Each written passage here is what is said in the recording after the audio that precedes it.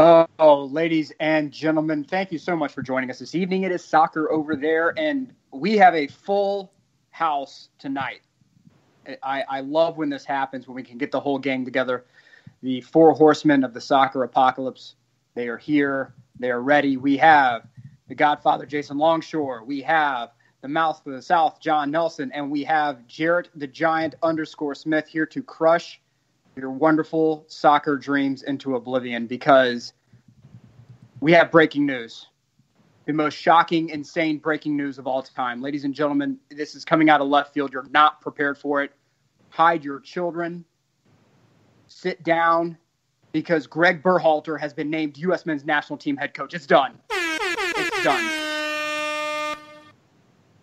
All of you are shocked. Do what? You're shocked. Everyone. I would like someone to recut the announcement of him being hired with like Orson Welles doing War of the World. But they haven't even done that yet, though. They just put out a tweet. Yeah, I know. That's why it'd be working so great. Oh, just, my God. Radio broadcast of it's just H.G. Wells novels being read out loud, but instead it's the press release of Greg Berhalter. And everyone's drinking Paul Masson wine. Guys, 37th manager to coach the U.S. men's national team. Mediocrity ensues. Look, I saw the video. Apparently, he put out a video where he says, we're going to have a team that you can be proud of. We're going to play hard, blah, blah, blah, blah, blah. The usual, coaching garbage that gets thrown out there. This seems also horribly done, like from top to bottom. Not just the extended search, but the announcement, and then the attempted spin by Ernie Stewart, where you have fantastic reporting as usual from The Athletic. ESPN comes in and drops their bits. And guys, the requirements here: fluency in English, manager of a club at a senior level or national team. You have use of analytics, knowledge of the U.S. player pool, willingness to work collaboratively, not focus solely on the national team.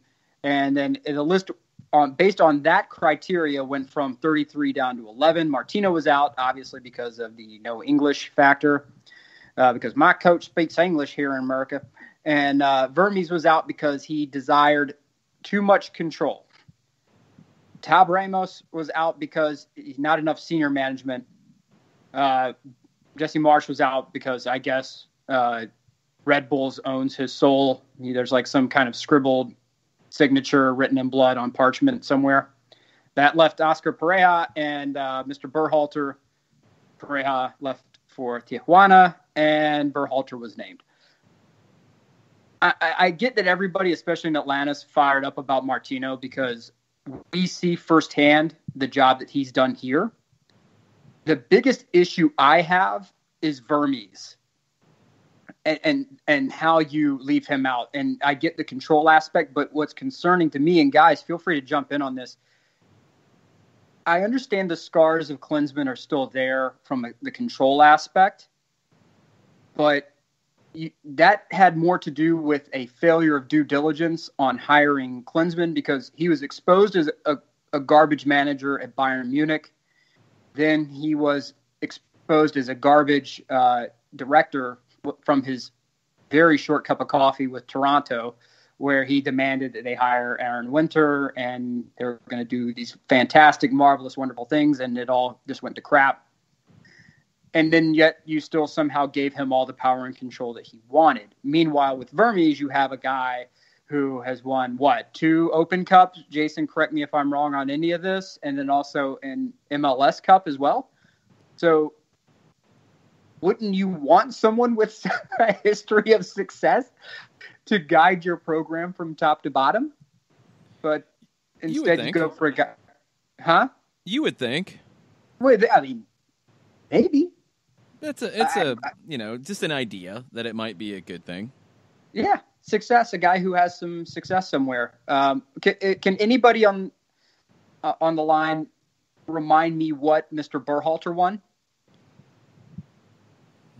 I mean, he's won games in a town that has been at war with itself and its owner and the league about whether or not it's going to have a team like physically representing it in the next few years. He's done the job with the talent he's been given at times, without the biggest pocketbook. As far as U.S. Soccer goes, U.S. Soccer bought a pack of Ronco knives with Klinsmann, and now they're scared, apparently. But just because you bought like a pair of Ronco knives at 2 a.m., that means you have to be afraid of buying a set of knives from somewhere else later. And I like Berhalter, but I don't like the way the search was conducted. I don't like, when we went over this before, I don't like the public perception that went along with the search either. The press conference tomorrow is going to be very interesting, and I wonder how some of the questions are going to come off. I mean, it's a press conference to introduce Greg Berhalter as the U.S. men's national team manager. If they live stream it, I suggest they turn comments off. Yeah, well, I mean, that's one part of it, but I just wonder because there's a lot of questions for Ernie Stewart, who has conducted the search, and are people going to ask them with Greg Berhalter sitting right there? Because the Peter Vermes question is absolutely accurate. Everything you've described that you would be looking for, Peter Vermes seems to be a perfect fit. Now, in the Athletic article from Paul Tenorio, he talked about how there was an initial list of 30-plus, then there was a final list of 11, then there were conversations, and then got down to 2. Did you have a conversation with Peter Vermes, and he said, look, I'm actually really good where I'm at. They just re-upped me. I have complete control over what I'm doing. This is where I want to be. I'm not interested.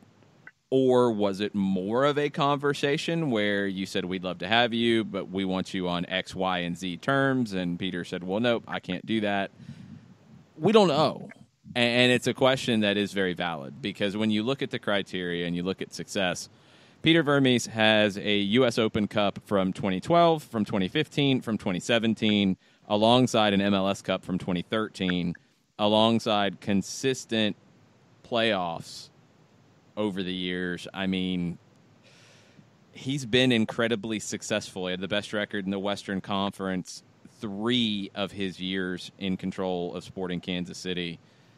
He's got a good track record. And if he was ruled out for any other reason other than he wanted too much control, you didn't want to give it, or he wasn't interested because he was happy where he was, I'd love to know why. Because on paper, you compare the 2 resumes, and it's tough to compare. And that's what Greg Berhalter is stuck with now.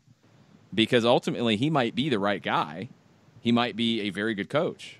But right now, there's a ton of questions because of the way the process has played out. Yeah, and one of the biggest issues that I'm seeing is that as I went cycling through Twitter, and it seemed to be very, almost 90-10, negative to positive. The positive was mostly from people from Columbus, and they all said the same thing, which was, hey, Greg is a great guy. He did a lot with a little. He made the lemons out of lemonade out of lemons and blah blah blah blah blah. Well, the concern here is that that's a very provincial mindset, right? And I don't think the U.S. men's national team should have a provincial mindset. We keep talking about how much money the United States Soccer Federation has in its coffers. That we know we have this wealth of talent. I'm not hearing anyone say what the dream is. And business and selling to large companies. One of the questions that I always was told to ask by a mentor of mine was, what does a win look like for you? Right? What does success look like? And if they can't answer that, then they really don't probably know what they want. And that's not a bad thing, but it just means there's a lot more work to be done. And I fear that the U.S. is still in that looking phase because no one has come out and said, our goal is, and no one's dreaming big. Like there's no one coming out saying, hey, we want to finish quarterfinals of the next World Cup. That is where we want to be. That is our benchmark. That's where we're going to go. No one's coming out and saying that. Or we're going to have a competitive team. We're going to do well. I want somebody to plant a flag. Guys, is it too much to ask for someone to come out and plant a flag and say, the years of mediocrity and early knockouts with the U.S. men's national team, it's done. Missing the World Cup, aberration. Not happening again. Plant the flag. We're going to make the semifinals. It's done. We're doing it. We're putting it out in the universe. For me, I want to see if any of this flag planting happens at the press conference. I want to see if the press conference is going to be termed a win. And for me, going forward, those who we thought might deserve any kind of a conversation, I wonder if they're going to go public at any point and sit there and say, yes, we had one, here's what was said, or no, we didn't have one, and I wish I would have had one. So I have to look at it at two tracks right now. I'm looking at this as I like Berhalter, but man, I could see this going the Dan Mullen route so fast, like the Florida Dan Mullen route. Like, I could see tomorrow going really well.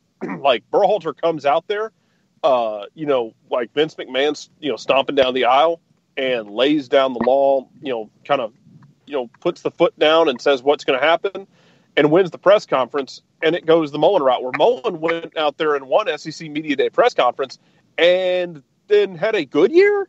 Not great. Had some big wins. Also had some really bad losses where it's just kind of middling. It's moving in a good direction, but it's not the jump that you want to see necessarily.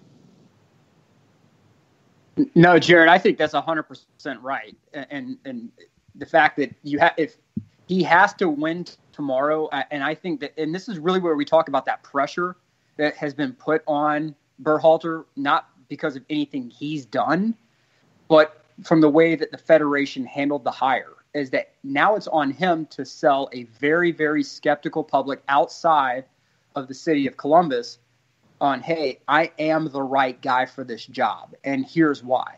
And if you wear the U.S. jersey, here's what you have to look forward to. Here's what I'm going to do. Here's the changes I want to make. And yes, he shouldn't have to answer that. He should just have to come out and say, yep, there was a thorough vetting process. Greg's our guy. Greg, what do you have to say? We're going to win, and we're going to change the culture. We're going to do big things here. I promise what happened last time's not what is going to happen on my watch, and we're shooting for something bigger than a Gold Cup. That's all he should have to say. Instead, he has to come out and do this whole song and dance and win the press conference. Jared, I think you nailed it. But sadly, tomorrow's going to be very interesting. And I'm going to tune in. I hope you all tune in. Hit me up on Twitter and let me know what you think of the press conference, because I will absolutely be sitting back, chucking popcorn, drinking a cold one, and laughing maniacally should any fumbles happen. But let's move on from that. It happened. Everybody knows that the Berhalter deal's done. It is. We knew that was going to be done since last ever. So Copa Libertadores final. Are any of you guys still remotely invested in this at all? Yes. Okay. Yeah. Okay, we have 2. Hell yeah. Okay, we have 3. Okay, we're 4, so we are unified in this. The game is going to be played 6,000 miles away. Maybe. Maybe. Possibly. I was going to say, is it? Because one of them ain't too fond of that right now. That is correct. River Plate says that they are there was a sort of a mix-up with the translation, and that they said that they weren't going to stand for this. They weren't going to be there. And then it said, well, maybe it's more of a complaint than it was an actual registered, hey, we are not going to show up. But the question I have here is, you can't play it in the U.S., right? You're talking about a Sunday in the middle of football season in the NFL, throw hand egg. So that's going to kind of put a kink in things. Does anyone else in South America want to deal with the security concerns following that nice little meltdown by River fans?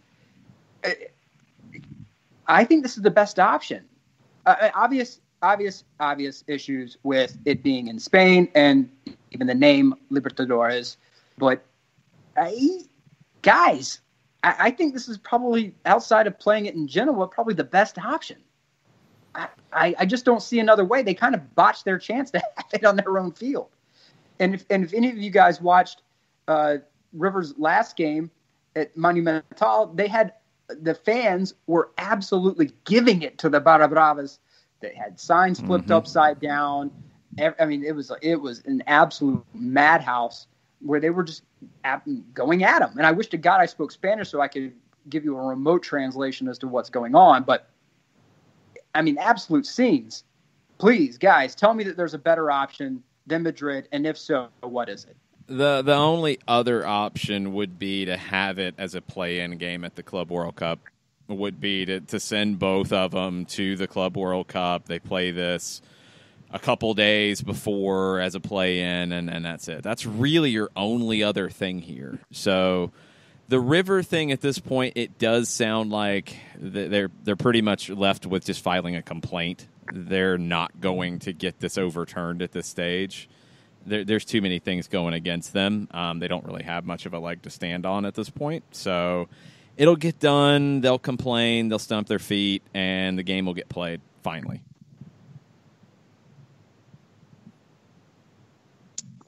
Yeah, I've been staring at the political intrigue and wondering, you think it's going to be one of those 11th hour things, Jason, where they're going to stomp their feet and publicly, and then right at the edge of the decision, yeah, we'll go ahead and play it wherever? No, because, I mean, you got to fly across a giant ocean. So, I mean, there's going to be less of that because you just don't have the time. They're not going to get to a point where they push it up against actually affecting the competition for them. You know, they'll file their complaint, it'll be done, and they'll get on the plane with plenty of time to go prepare, and they'll be ready to play. They're not going to risk losing the trophy over a piece of paper at this point. They're too proud to do that. You know, Jason, I'm not saying this just because you're on the show, but the play-in idea is the best thing I've heard so far, because the teams are there. You have a play-in game, then loser gets on a plane very quickly and flies back home. To me, that makes the most sense financially. It makes the most sense from an eyeballs perspective. You remove Spain from the equation, which is obviously something that I would imagine would light up a lot of Argentine fans to begin with. But to me, that's the best option here. But it doesn't seem like it's going to go that way. I'm seeing about 25,000 ticket allocation to both teams, and then leftovers being allocated to Real Madrid supporters are just sold on the market. But you don't really have a lot of time because, this game's going to be played, on the 9th? Yep. So if anything gets delayed any further, I mean, really, you're up against having it on the 12th, and then you're going to have to go to Dubai because the winner plays a quarterfinal in the Club World Cup, plays a semifinal in the Club World Cup on December 18th. So you could maybe push it back another week or half a week, and that's about it. So, I mean, that is your absolute drop dead at this point, would be to have it there and have it probably, I mean, to try to be smart about it, to have it on the 12th. And then also people will, the people who work the stadium might, burn you to the ground as the people doing this, because it's not easy to just up and put on a final at a stadium. You don't just get out of bed in the morning and do it. That takes a lot of work on a lot of different levels. And to kind of keep them in limbo, they might tear you down. They're just going to want to get an answer at this point, too. I mean, I don't think there's a lot of limbo at this point. I think where it is, honestly, is it's getting played in Madrid. I think River has to posture to try so do to I. save For face. that reason, though, it's like you're already set on this. It's just happening. Get over it. Yeah, you can posture, but they're trying to save face. They're trying to save face with their fans to say, "Hey, we tried." That's all they got. Nothing's getting pushed back any further. I'd be absolutely shocked if it did.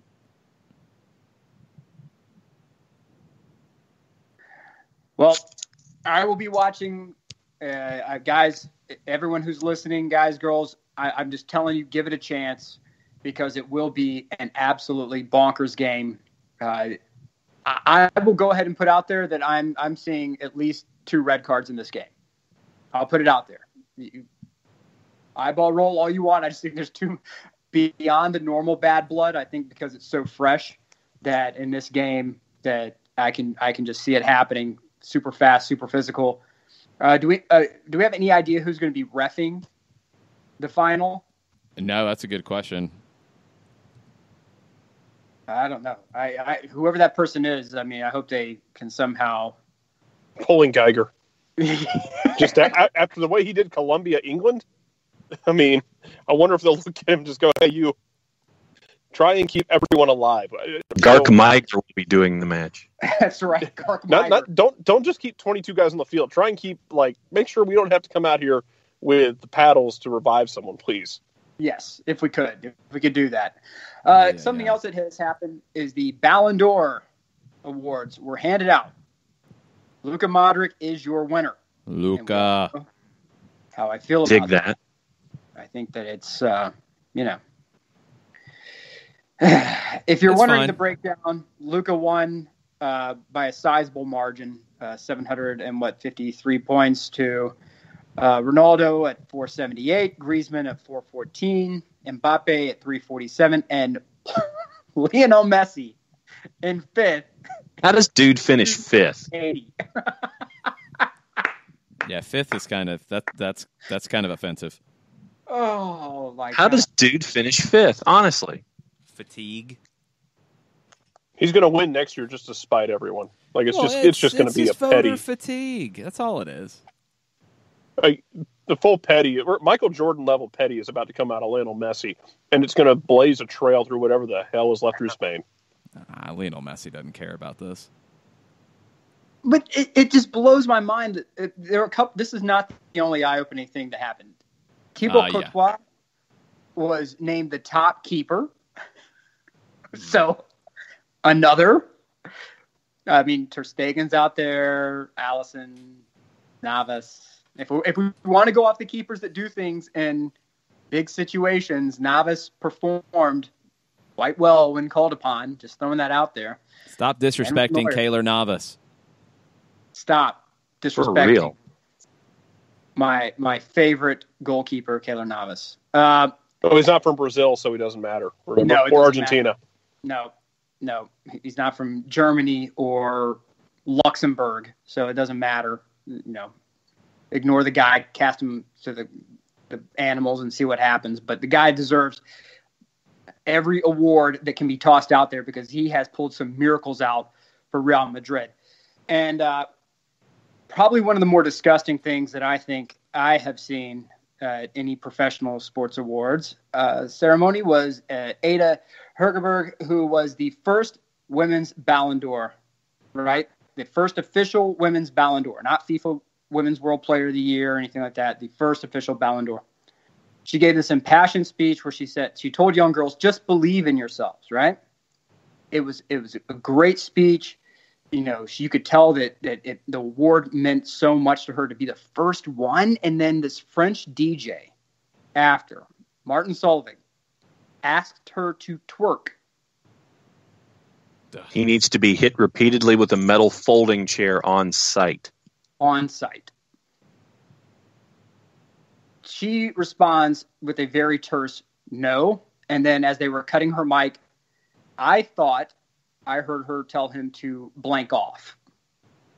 So, and there was some nervous laughs. Mbappe looked absolutely stunned. Everyone around Mbappe in that shot, their jaws just collectively dropped. This is the problem right here, that this idiocy is still taking place. And feel free to tag me on Twitter if you have any disagreements here. You can say whatever you want about the women's game. I don't care. I worked with the WPS for the Atlanta Beat.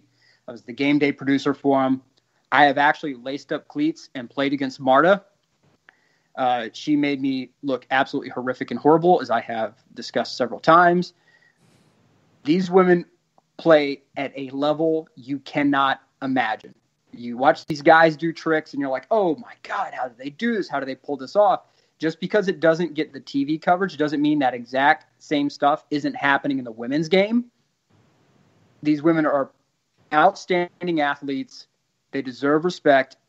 They do not deserve to be caught up at an absolutely monumental moment like this and asked to twerk.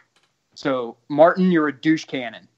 And he took to Twitter afterwards and he said, complicated times, but the grass is still green in Paris. So, obviously, he doesn't care. But I'm with you, John. Steel chair solves a lot of problems. Very unfortunate moment. Before we get into CONCACAF madness. You want some more madness? I want to go madness. Let's go madness. This is pure madness. Gets an air horn of madness. So, Diego Maradona news.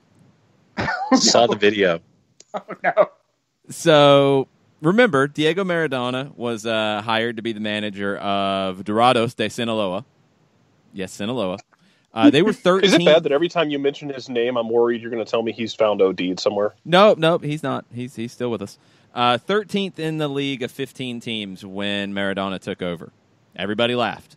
He took them to the brink of promotion. He got them into the promotion playoff. Full credit. I would randomly see videos of Maradona dancing in the locker room, and I don't know what coaching he was doing. I have no idea, but he got them out of 13th place. So they lose to Atlético San Luis in the second leg of the playoff final on Sunday. San Luis goes up. Dorados does not. So late in the first, he was sent off in the first leg. So he was not on the touchline for the second leg. He was abusing referees. Probably said a few things he shouldn't have. So he's in the stands for the second leg because he's banned. Yeah, that's fine. That's fine. Drinking a beer in the stands, that's always good. So then, as he is walking towards the locker room after the match, he takes a swing at the reporters who were yelling at him. Yes. Welcome to Diego Maradona News. Oh, magical.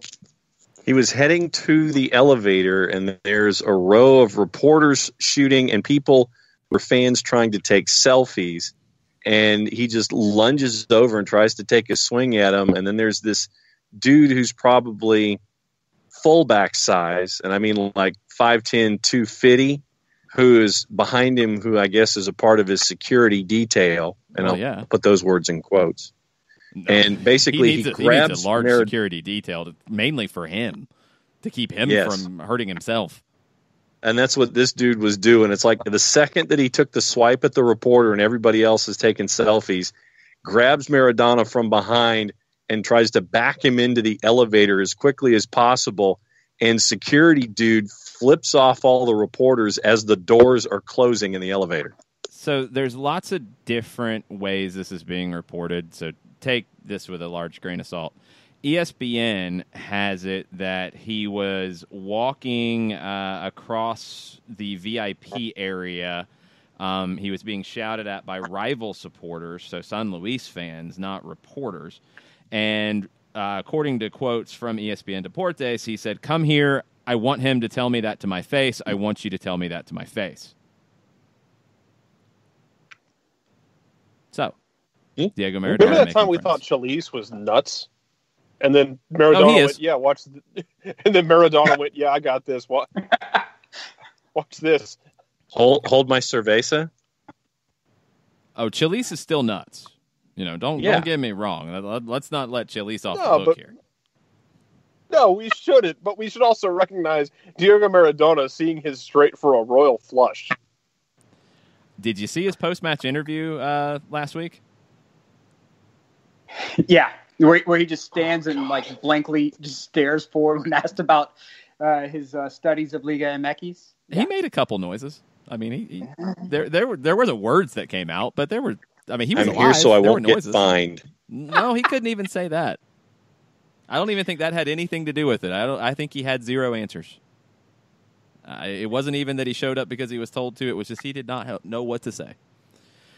Oh, Diego. Oh, Diego. The stories Diego Belichick. That's right, Diego Belichick. The stories that came out of the Argentina locker room after that World Cup were just amazing. Where he would come in, absolutely losing his mind. We're going to go. We're going to fight. We're going to win. And then the players would get together and be like, okay, all right, you run the 6, you run the 8. Yeah. We're gonna run a bunker encounter. He was there to hug people, and he was there to roll around on the sideline, I guess. Yeah, it was kind of sad. He did take him to a quarterfinal, though. I mean, you know. There's something to be said about that. There's absolutely something to be said about that. That's what's so crazy about it. I mean, at that point, if you're the management for Argentina, you just kind of have to be like, look, Diego's going to show up. There's going to be questionable individuals. They're going to be bringing lots of substances. Just ignore it and let him coach. Yeah, just let him do his thing, and then whatever he doesn't do, just pick up the pieces and try to do it for him. Exactly. All right, Concacaf Champions League. The draw is tonight. I am not remotely an expert on this. I'm not even going to pretend to be. But luckily for all of us out there in the listening world who are new to Concacaf Champions League, we have our own experts here. Mr. Longshore, I turn it over to you. I make no guarantees about being an expert in CONCACAF business because that's a frightening thing to be an expert in because CONCACAF business constantly changes and evolves and then turns in on itself. It's CONCACAF. You just have to smile and nod at some point. But this is the draw for the 2019 CONCACAF Champions League. Atlanta United will be making its first appearance in the CONCACAF Champions League, along with a couple other first-time teams, all teams that Atlanta could be drawn with. You have Guastatoya from Guatemala. You have Independiente from Panama, and you have Atletico Pantoja from the Dominican Republic. Those three teams are in Pot 2, and Atlanta United could be drawn with them. Atlanta will be in Pot 1. The question is how they conduct this draw because I don't think we really know yet, and it's about to happen. So, welcome to CONCACAF. Atlanta could be in one of two slots when it comes to the United States qualifiers. If they win MLS Cup on Saturday, they will be in the USA number 1 slot. If they lose, they will be in USA number 4. Doesn't really change anything. It's not really a true seeding situation. You're going to be in Pot 1. You're going to be pulled out against one of the Central American teams or the team from the Dominican Republic. You're not going to face Sporting Kansas City. You can't be drawn against a team from your own country. You're not going to face a team from Mexico in the round of 16. We know that much. I don't think we're going to end up with Atlanta United's opponent until after the match on Saturday night. We will know one of two matches it could be. Portland and the New York Red Bulls, one of them will be in the other slot that Atlanta United does not occupy, but we won't know that until the end of the match on Saturday. Portland has to win MLS Cup to get in. If they do, they're USA 1, Atlanta is USA 4. If they don't, then the Red Bulls slide into that best aggregate regular season record slot that was created because Toronto won MLS Cup last year, and Toronto has to qualify through Canadian competition, not MLS competition. There will be a test at the end of all this. Don't worry. Bubble sheets or the free-form test is the 5-paragraph Kobayashi essay? Maru. You're not supposed to pass. No. This is full Kobayashi Maru. Your failure is expected. If you pass, we're assuming you cheated. Pretty much. Welcome to CONCACAF. That's what we do. Right now on the Univision Deportes broadcast, we're getting the top 5 goals of last year's CONCACAF Champions League, well, the 2018 edition, what will be last year's here very soon, that Chivas ended up winning, beating Toronto in the final on penalties. Toronto nearly broke MLS's curse in this competition. Major League Soccer teams have not won the CONCACAF title since back in the CONCACAF Cup days before it became the Champions League format that is now, again, a cup type of competition because it's CONCACAF, and that's what they do. Champions League, you think a group stage, right? That's when they went from the CONCACAF Champions Cup to the CONCACAF Champions League. Now they went away from the group stage. It's still called the CONCACAF Champions League because, shrug, CONCACAF. That's what we do. And if you look to the eastern sky tonight and watch carefully, you can still see Michael Bradley's penalty sailing through the exosphere of our atmosphere. I still do love Michael Bradley, but my God, that ball's still flying. Yeah. I wonder if we'll get any updates in terms of schedule because we don't know dates yet for the round of 16. We do know that Atlanta United will be on the road to open CONCACAF play. because the team from Pot B will host the first leg. The team from Pot A will host the second leg. So we know Atlanta United's first competitive match of 2019 will be on the road. We know their second will be at home. These will both likely take place before the MLS opener, which should be the first weekend in March if the schedule follows the same format. We should get some updates on MLS schedule for next year. There's a lot to talk about, playoff formats changing, all of that. We should get some clarification on that in Don Garber's State of the League address, which will be on Friday from Atlanta. That's from the Westin, I believe, if I remember reading my schedule of activities for MLS Cup week correctly. So, Jason, a question I have regarding Yes. Atlanta United's prep for the Concacaf Champions League. With Tata Martino leaving and possibly Miguel leaving in the January transfer window as well, what kind of turnaround will the new manager have to have? I mean, are you looking at what, maybe 2 weeks tops before you have to start gearing up for competitive matches? You'll have about a month. You'll have about a month to do it. If everything follows as it has, and again, these are lots of ifs. Open training should start, preseason training should start middle of January. I don't know what date, none of that's been announced yet, but last year, if I remember correctly, the CONCACAF teams did not get any additional time to prepare, which is kind of stupid in my opinion, but, you know. The first CONCACAF games were February 20th last year. So that's a week and a half before the opener. So it's not, I mean, it is earlier. It's not as much earlier as it has been in the past. So it's somewhat manageable. It's still a big disadvantage for Atlanta's situation where you're going to have a new manager come in. He's going to hopefully be hired as soon as possible after the final, which, if you believe reports out of Argentina, that's part of the process right now that's going on. Then he'll have to go through, or the team's going to have to go through, all of the MLS roster machinations after MLS Cup. So you're going to see some people go, some people come in. Then you're going to have the transfer window open up January 1st. Then you're going to have training camp open up probably 2 to 2.5 weeks after that. And then a month later, you're going to be playing. And your first game could be at Estadio Saprissa in Costa Rica. It could be at Herediano, which is not exactly an easy team to deal with. Could be at Marathon in Honduras. Or you might get kind of lucky and get a team that's in the CONCACAF Champions League for the first time, like Independiente out of Panama or Guastatoya from Guatemala or Atletico Pantoja from the Dominican Republic. And if you just look at it on paper, the one you would love to get if you're Atlanta United is Pantoja, because generally Dominican Republic teams have not been in this competition at all, and generally they haven't done well in Caribbean competition to even get to this point.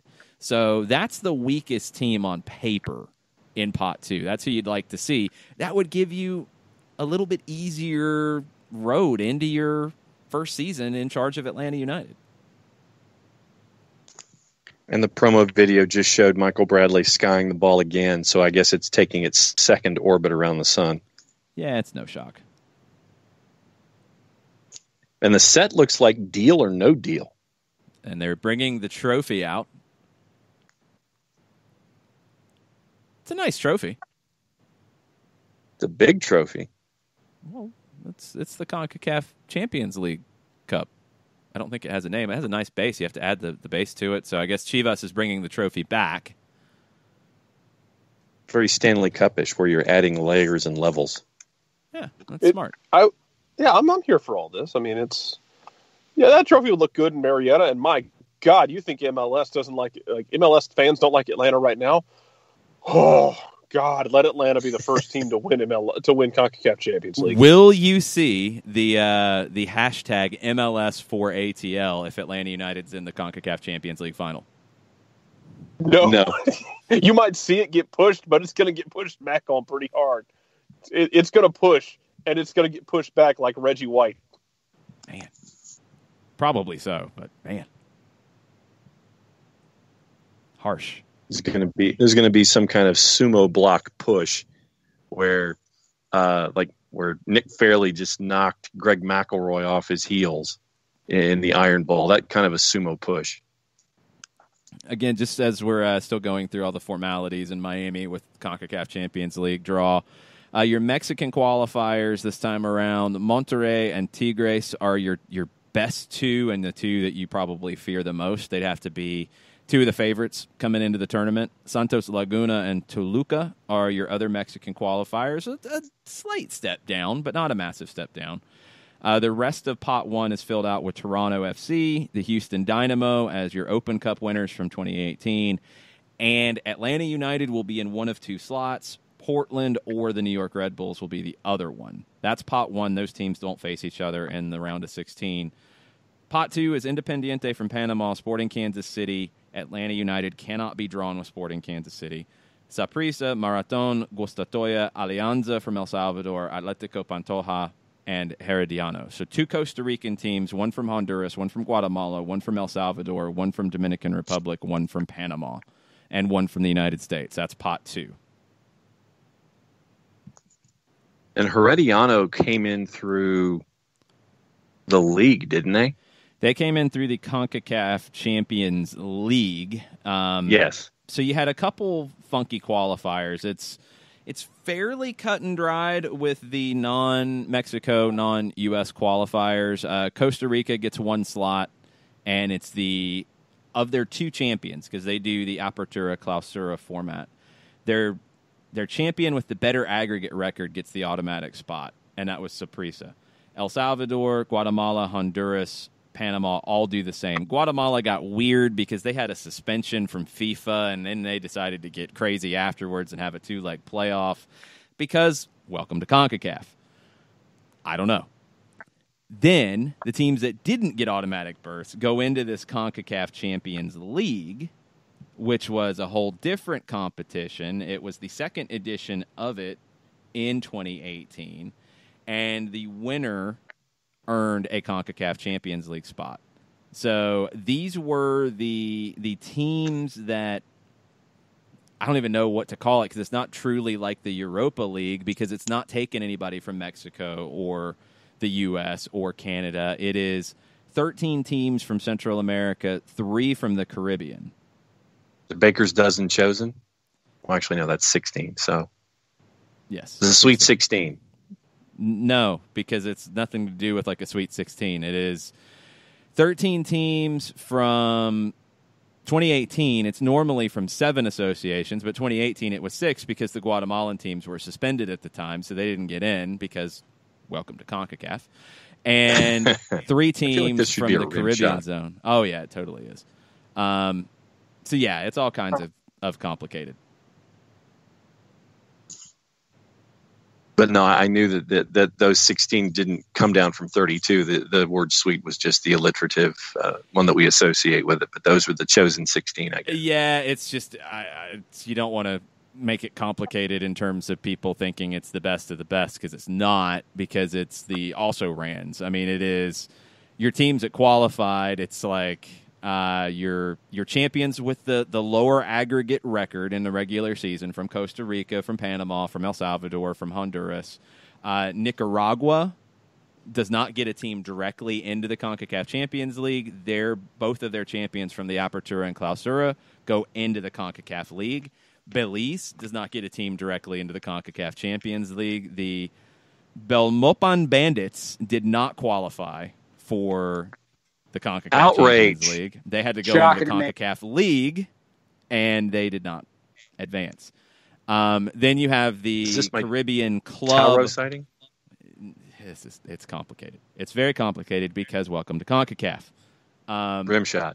Yeah. Would it be fair to compare that kind of middle ground stepping stone league to the smaller European leagues that have to go through their playoffs and their qualifiers just to get to the group stage? Kind of, yeah. We're pouring you into here, and whichever ones of you come out of this arena with all of your limbs intact, or most of your limbs intact, welcome to CONCACAF Champions League. Like Gibraltar. Yeah, it's a kind of sort of. Well, I mean, your Take that, second-tier San teams Marino. in Norway and Sweden Who did and beat and Celtic places like last that couple too. years ago? Yeah, I mean it's not quite that simple, but yeah, it's your Central American teams that didn't earn automatic berths, plus Nicaragua and Belize who don't get an automatic berth. Then the Caribbean side of it is a whole nother level of crazy because CONCACAF is crazy, and you have a Caribbean Club Championship that is like a next tier from your Caribbean countries' league championships. But then the Caribbean Club Championship gets an automatic berth into the CONCACAF Champions League, and that is Atletico Pantoja from the Dominican Republic. Then your runners-up and your third-place teams go into the CONCACAF League, plus some other playoff things. So you had 2 teams from Jamaica in the CONCACAF League, plus a team from Martinique. They didn't advance. Herediano ended up winning the CONCACAF League. That's the important part here. And we should send our wooden spoon team to that league. Oh, there you go. Send San Jose there. I just want to see what happens. Almeida would have a field day with that group. Well, Almeida, considering he is the defending champion of the CONCACAF Champions League during his time with Chivas, I believe the CONCACAF League he would not enjoy. But yeah, for those who have the super hyper mega cable packages and can find access to Univision Deportes, the league itself is a lot of their programming. So you'll see Herediano and Tauro and all those efforts to qualify to get into Champions League. You'll see league competition a lot. And I definitely did spend a lot of time watching league competition this year. Yeah, I mean, those are your heavyweights. Those are your teams that are expected to advance from a competition like that. And that's why Herediano, is the one who ended up getting here. You see some wild games in the CONCACAF League. When you get Club Franciscain from Martinique against the Belmopan Bandits from Belize, that's a barn burner, ladies and gentlemen. And it is quality television in front of an audience of about 25 or 30 people, and they just showed the Michael Bradley shot again. Because it's what they do. Your final 4 in the CONCACAF League was Herediano, Tauro, Motagua, and Arabe Unido. All, if you follow CONCACAF Champions League, those are all clubs you've heard of. Those are your, some of your bigger clubs from Costa Rica, from Honduras, from Panama. And it was Herediano in the final who got through Motagua to qualify. So CONCACAF is still doing their thing in Miami. We're waiting to see. It's the Sorteo Concacaf Champions League. El Sorteo. We're waiting for the Sorteo to commence. This guy's tuxedo that he's wearing is electric, and I must own it immediately. He's wearing Blas this Perez. electric blazer. That might be Blas Perez. I did see a picture of Blas Perez in an outstanding tuxedo. The Panamanian legend who MLS fans will remember from his time at FC Dallas and a little bit in his time in Vancouver. The Super Raton.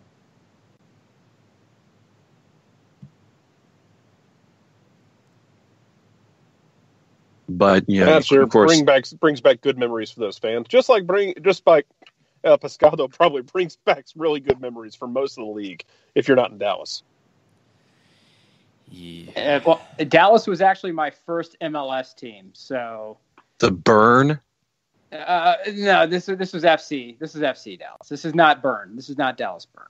But, see, because in the old days, you really wanted that FC Dallas Kansas City matchup.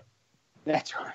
That's right. That was the one year where the Kansas City, Sporting Kansas City, not Sporting, not the Kansas City Wizards, the 1996 Kansas City Wiz. Because you know, if you had the Wiz and the Burn in the same place at the same time, that's quality television. I know. No. Oh, the ad buys you could have had on that one. But no, my in MLS 1.0, I will say that I gravitated more toward the Tampa Bay Mutiny with the crazy devil vampire bat weird thing. Oh, Valderrama. You know the story behind that, right? No. So you get, Tampa Bay Mutiny. That's the name you decide on, and you're like, oh, Tampa Bay. They've got the Buccaneers. You're going with a pirate theme. It all makes sense in Tampa Bay, right? You've got a little synergy between the NFL team and the MLS team. That all works, right? No, they put a mutant bat because they said mutiny, mutant bat. Oh God. It's not That's even just not close to the good. same thing. It's not even the same word. There's no meaning. No. That was the explanation. Just no. Mutant bats. I thought for the they had Tampa like Bay Mutiny. I don't know. They had some evil stuff going on because they had devil rays too. I mean, you could have gotten some real good darkness going on there. Well, see, that's what I think. That's where it all gets out of control because I think the devil rays are like, well, wait a minute. We've got mutant bats, so we can have devil rays, and we're all good. Everything makes sense. Or in San Jose, you could have cyber rays. That has nothing to do with Tampa Bay, sir. But that's still one of the weirdest sporting names I've ever heard in my life. Oh, it's terrible. Cyber Ray. I have no idea who came up with that one. That was a disaster zone branding.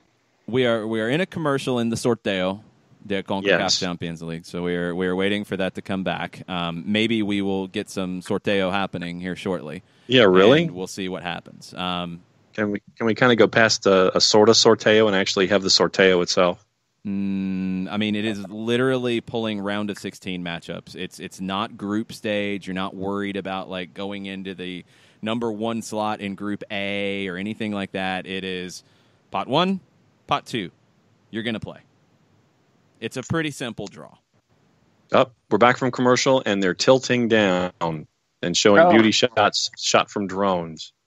So if Welcome you are to watching Miami. online, then you missed the commercials, and instead you saw a wonderful graphic layout of how the tournament will progress. Yeah, TV doesn't want to show graphic layouts of how the tournament will progress, but it looks like we are getting ready for With the draw. 4 jars. Okay. We have 1 and A, and we'll see the 2 other and side B. in a second. There you Okay. go. B and That 2. would make sense. There we go. E2, my vitamin. Bingo. So we have pot 1 and pot 2, and we have A and B. So I'm guessing that's just going to... Oh, that actually does come into play because of the way the quarterfinals are set up. So you have to go into a slot on the bracket.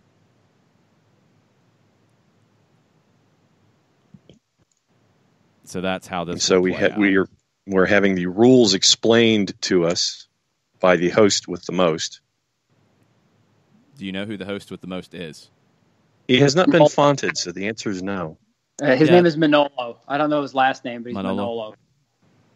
Manolo. We did not learn that it was Manolo on the TV broadcast. Poor Manolo. Manolo deserves a little bit more respect. That's all I'm going to say. Does. If he's not fonted on the television side, then we need to start making phone calls on Manolo's behalf. All right, we're getting down to the nitty gritty now. We have spun the balls in pot number 1, cracked it open, and we have Santos Laguna. That's your first team out of pot 1, Santos Laguna. We'll see where they slot into the bracket.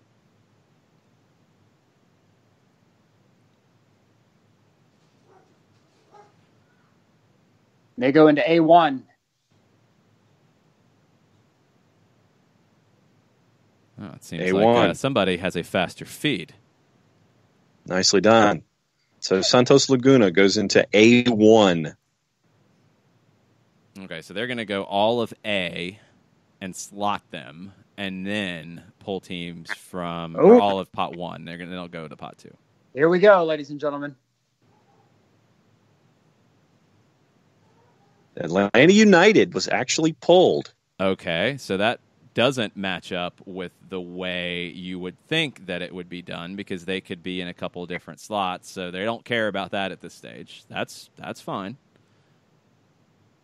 A7. So A7. A7. Santos Laguna A1. Atlanta United A7. So what you want to look for here is who is A8, because that would be the favorite in the matchup if Atlanta progresses that they would face in the quarterfinals.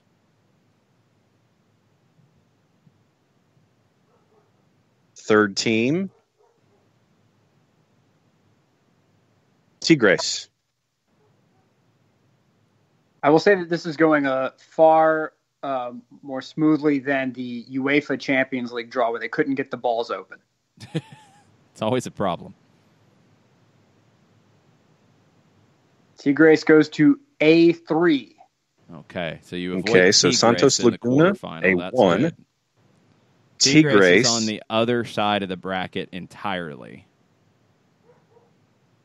Santos Laguna, A1. Tigres, A3. Atlanta United, A7.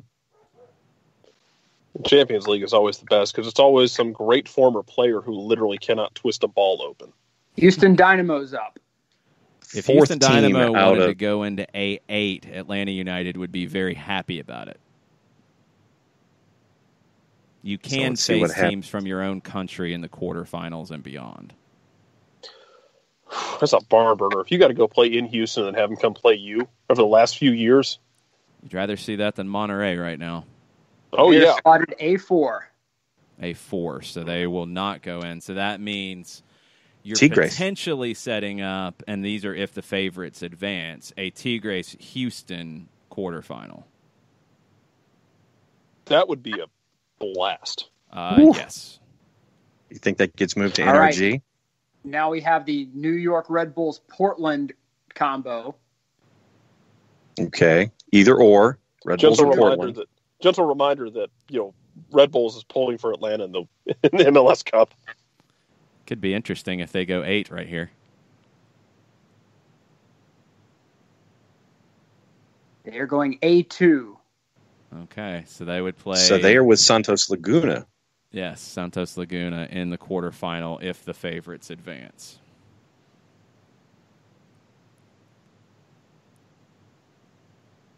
So A1, Santos Laguna. A2, Red Bulls Portland. A3, Tigres. A4, Houston Dynamo. Atlanta United is in A7. Toronto FC is now up.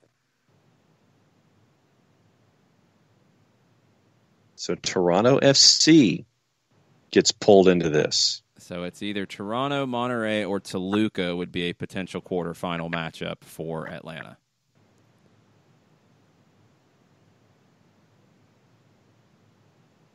A6. So it's not Toronto. So it's either Toluca or Monterey that will go into the bracket with Atlanta United for a potential quarterfinal matchup. We're getting a little extra sauce on the scramble for the next to last ball. I mean, if you're looking at this on paper, you would rather see Toluca than Monterey in the quarterfinal. Toluca is up now. Okay, so Toluca, where does Toluca go? We have A5 and A8 available. So it's either Toronto FC, if chalk happens, or Atlanta United. Extra sauce, extra sauce, extra sauce, scramble, scramble. He is now reaching dramatically for the ball. Really playing up the drama here. Frozen envelopes. Got to do something. A5. So it will be Monterey for Atlanta United. If they advance to the quarters, and if Monterey advances to the quarters, you're looking at a potential Atlanta United-Monterey Concacaf Champions League quarterfinal. In case you wanted to burn down the barn. Mucha plata on both sides. Mm-hmm. So Monterey goes into A8, recapping. Your A1, Santos Laguna. A2, either Red Bulls or Portland. A3, Tigres. A4, Houston Dynamo.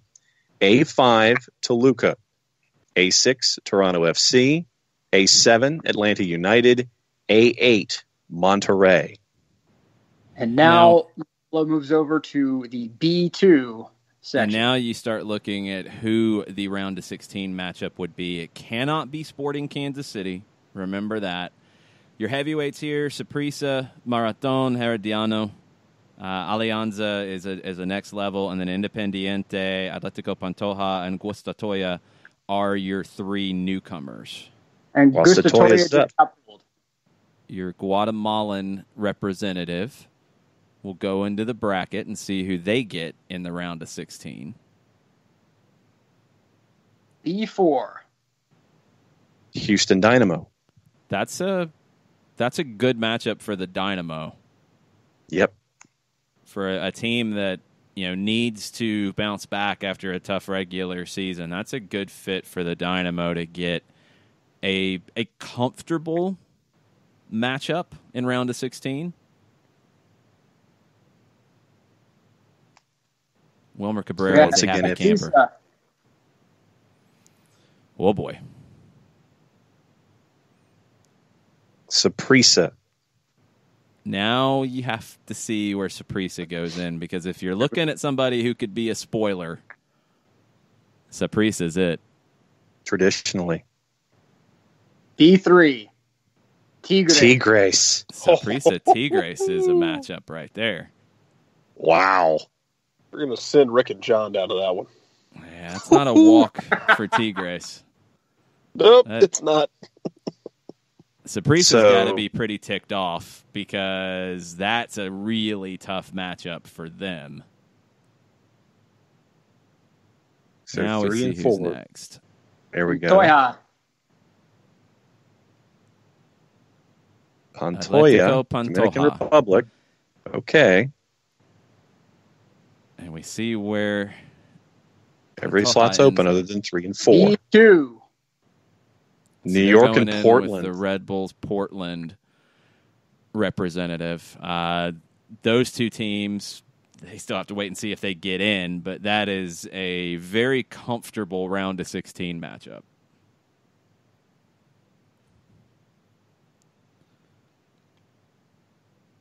Atletico. Independiente. Perez pulls Independiente from Panama. He's happy. Okay. This is another newcomer to the tournament. Slots available 1, 5, 6, 7, and 8.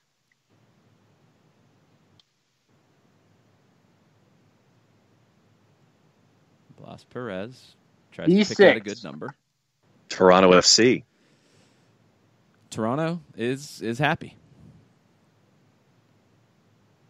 For a Toronto team that's got some big questions going into next season, could see a lot of new faces. That's another comfortable series.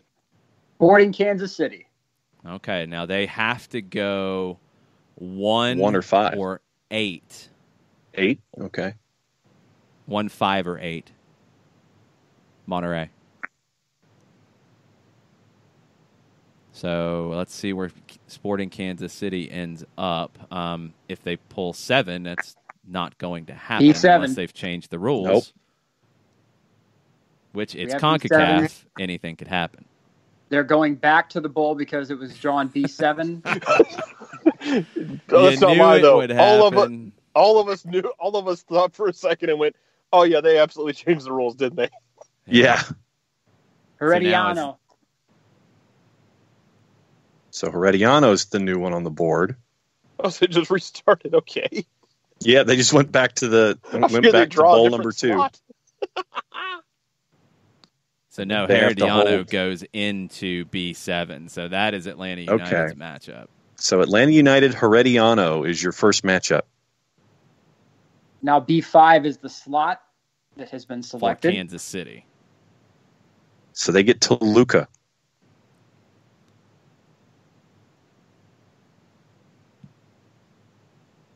Now we are unscrewing the next ball, and 1 and 8 are available. Marathon. And that means that Marathon gets either Santos Laguna or Monterrey. Either slot 1 or slot 8. On the next slot pulling. There we go. B1. Santos Laguna, Marathon. That's an interesting matchup.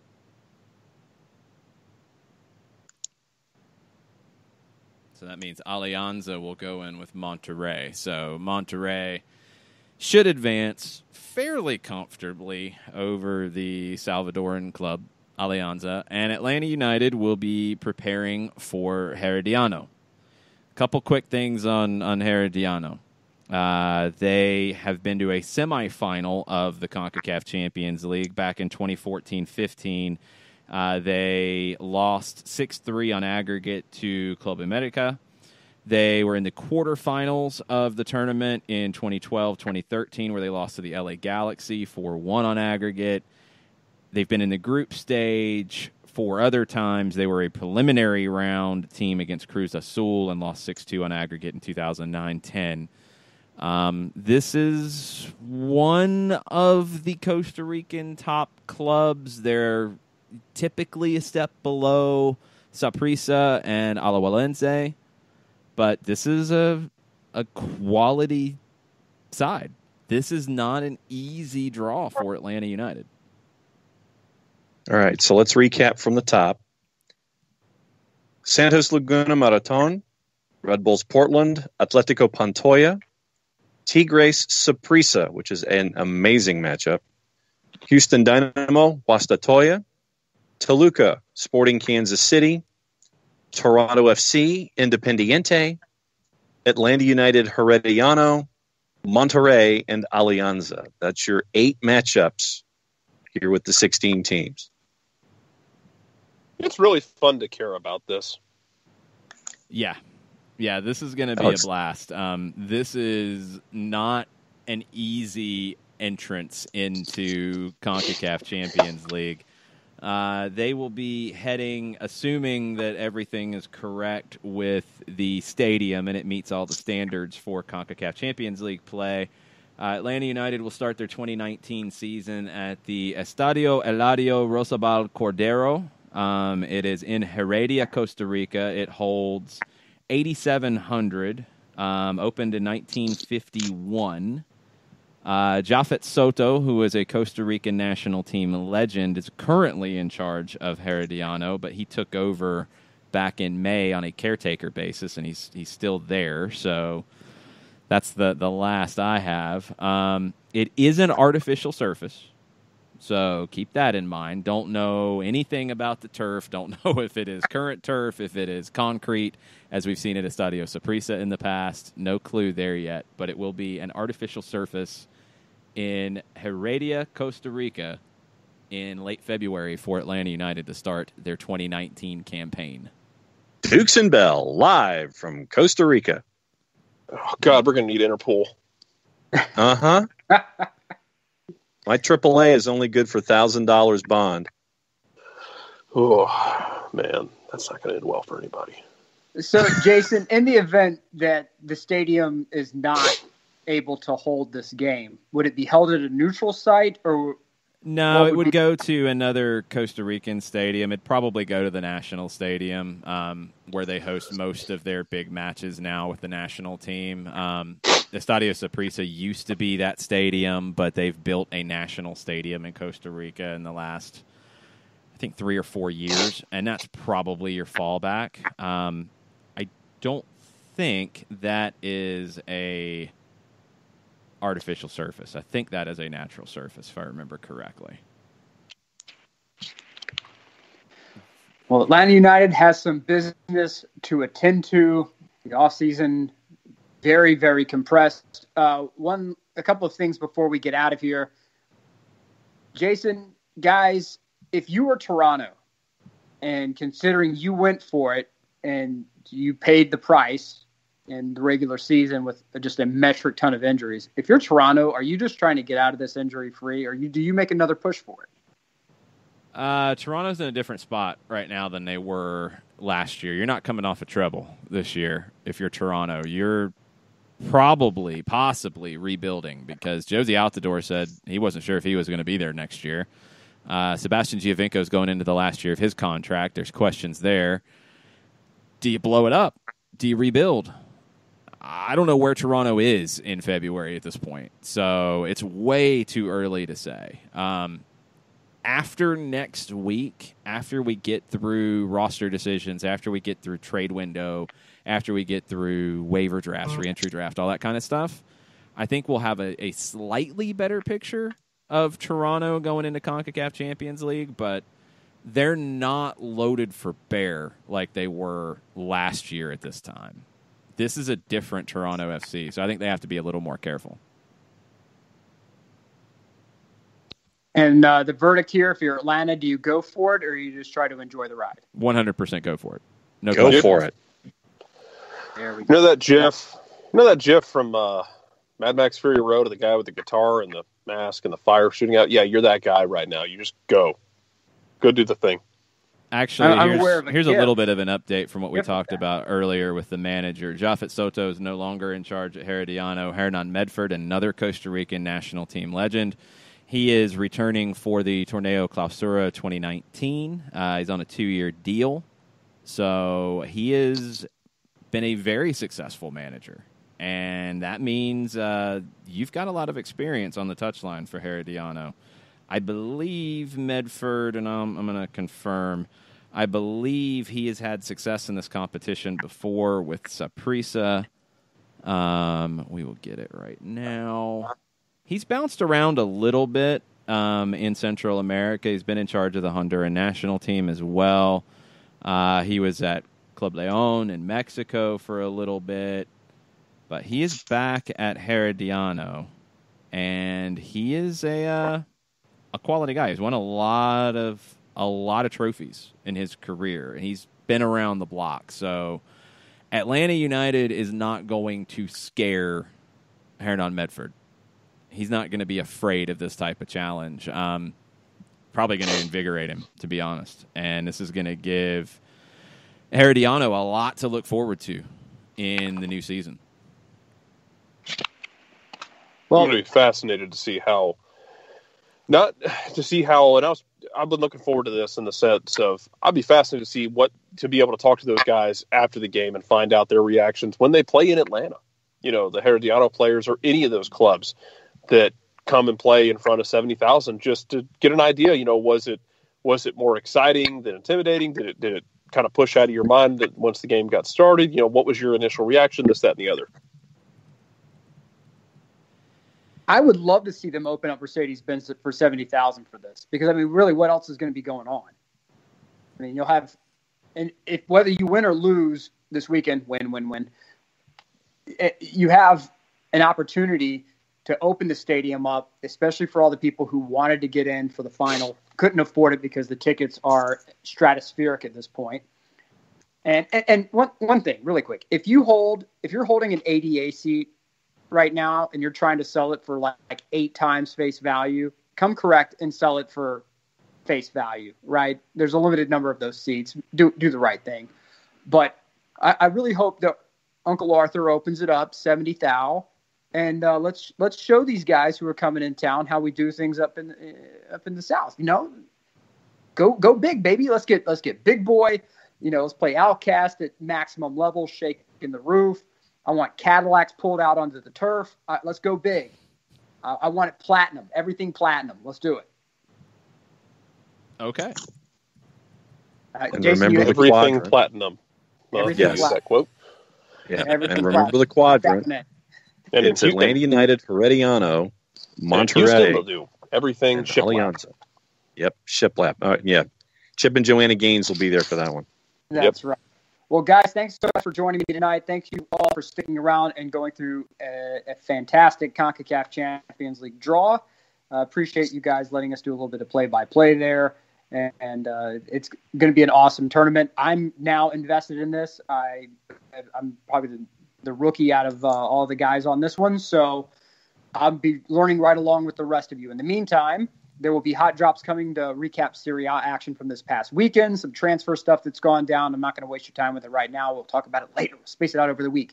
In the meantime, I'm not sleeping at all because MLS Cup is right around the corner. You should all cheer for Atlanta United. Atlanta United, the best team that's ever existed. Thank you very much. Okay, thank you very much. And that will be it for me, Nick Alifi, Jason Longshore, John Nelson, and Jarrett_Smith. We will all be talking to you later. Mucha Euro, y'all. A lot of Larry, y'all. What they said.